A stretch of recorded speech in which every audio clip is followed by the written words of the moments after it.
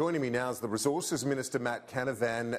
Minister, thanks so much for your time. The opposition leader has thrown his support behind the export of coal ahead of a tour of Queensland, of regional Queensland. This position will go down well there. Well, look, I welcome Albo up to central Queensland. Great to have people visit that great part of the country. I feel a bit homesick at the moment. I must say myself here in windy, pretty cold Sydney. It's beautiful weather up there in central Queensland at the moment. But look, what the test is a test, right? It's a test for Albo and the Labor Party. They say now they support the export of coal. But what I haven't heard Anthony Albanese say since the 200 days, just been over 200 days since May 18, I haven't heard Anthony Albanese say three simple words: I support Adani. That's the test for Albo now this week. Can he say, I support Adani? Because if he supports the export of coal, as he's saying is, and he supports coal jobs, what would he have against opening up a new coal mine in the Galilee Basin, exporting coal to India now, helping their people grow and develop, just as we've helped Japanese, Korean and Chinese people grow and develop? It's a test for Anthony Albanese and a test whether he actually does support jobs in regional Queensland. And as you mentioned, one mine in the Galilee Basin, but you're talking about dozens potentially opening up there via that resource, aren't you? Yeah, absolutely. That's also a test for Alba. Does he support the development of the Galilee Basin? We need one mine to go first, and that's Adani, and they're building a rail line that will open up this new era. It's the first major coal basin to be opened in Australia for about 50 years. It's a huge event. Could produce huge amounts of wealth for central Queensland and for the country. Right? It's industries like coal mining that then produce the royalties that help us pay for hospitals and schools and all these other great things. So, yeah, we've heard a bit of rhetoric, we've heard a bit of talk from the Labor Party since the election, but talk is cheap. We also want them to show action by supporting the development of new mines. It's only through new mines that will continue to grow and develop in regional Queensland. Do you see any difference in your mind between the opening up of such resources and Adani and so on, new mines, versus new coal-fired power in Australia? If that coal's being exported to other power stations internationally, do you see any difference in your mind as opposed to new stations here that might use the same resource?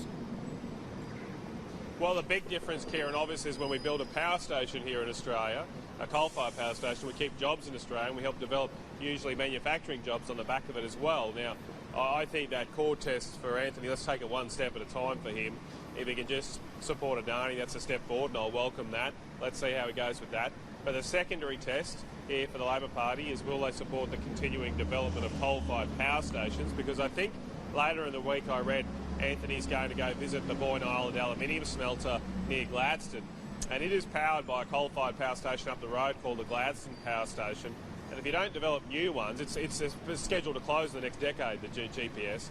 If you don't develop new ones, well, you can't support the aluminium industry. You're not going to make aluminium in central Queensland from sun and wind. And so if Anthony's going to go along there and speak to those workers at Gladstone, he better not tell him the same mistruths that Bill Shorten told workers in Gladstone during the election campaign, and actually be upfront with them and say, does he support the types of power that help keep their jobs alive? Because without the coal-fired power, you're not going to have those high-paying aluminium smelting jobs as well, and I want to keep all those things in Australia. Do you recognise that there might, at this moment, with many of our cities blanketed in smoke haze, like Canberra, like Sydney, Brisbane, that support for fossil fuels might not be what they once were, and that you might also have to rethink your approach to climate change and emissions reduction? Is that something that is on your radar as a flip side to this debate about Mr Albanese? Well, I'll make 2 points about this, Kieran. One is I hope we are taking action on climate change. We are reducing our carbon emissions here in Australia. Of course, our action won't itself make a significant or material difference to the effects of global warming, but we are doing what we should do as a good international citizen. And two, we need to make facts drive the debate here. We can understand how it becomes very emotional during events like the fires we've seen, but what we need to do is make sure we decide our policy settings based on the facts, and the facts are that Australian coal represents about 5% of world production. It is some of the cleanest, most energy-rich coal in the world.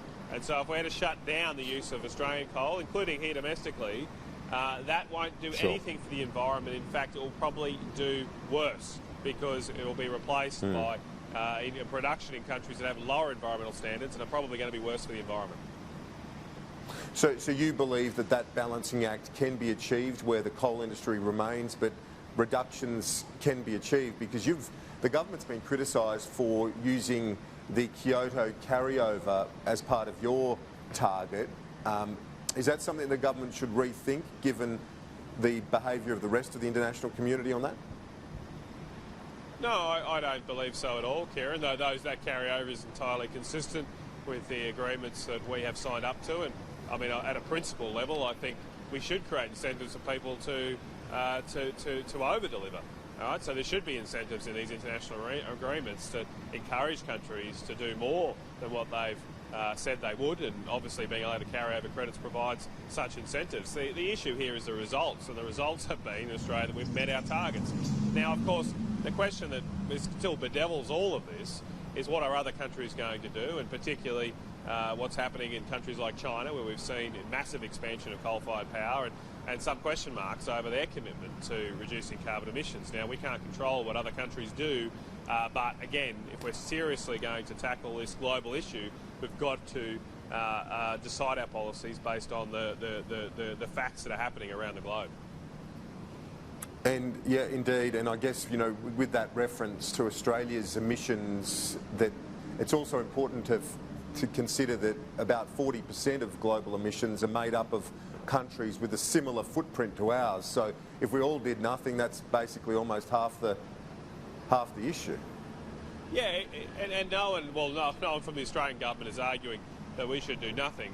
You know, of course, if anything Australia does, as I said, doesn't have a materially significant impact on global warming. But that's not an argument to do nothing, because we should all try and do our best around the world to tackle issues like this. We are making a significant contribution from Australia. It is a significant challenge for Australia because we do have a largely fossil fuel-based economy. But we're taking up that challenge, but we do so in a responsible, reasonable way, based on the facts. And ultimately, of course, we've got to do so in unison with other countries if we're going to have an impact on the environment. Matt Canavan, we'll let you get out of the windy Phillip Street. Thanks for your time. Appreciate it.